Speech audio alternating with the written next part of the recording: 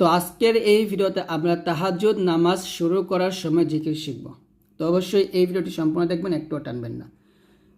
যখন তাহাজ্জুদের নামাজের জন্য দাঁড়াবে, 1 10 বার আল্লাহু আকবার, 10 বার আলহামদুলিল্লাহ, 10 বার সুবহানাল্লাহ, 10 বার আস্তাগফিরুল্লাহ বলবে। 2 10 বার এই দোয়াটা পাঠ করবে। দোয়াটা হচ্ছে আল্লাহুম্মাগফিরলি ওয়াহদিনি ওয়ারযুকনি ওয়াআফিনি।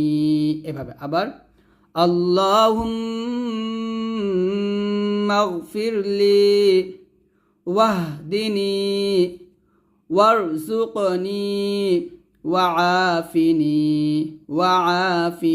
একসাথে আল্লাহুম্মাগফিরলি ওয়াহদিনি ওয়ারযুকনি ওয়াআফিনি। তো এই দোয়াটা আপনারা 10 বার পড়বেন।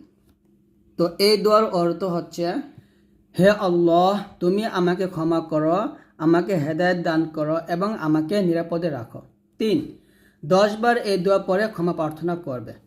আউযু বিল্লাহি মিন যিকিল মাকামি ইয়াউমাল কিয়ামাহ।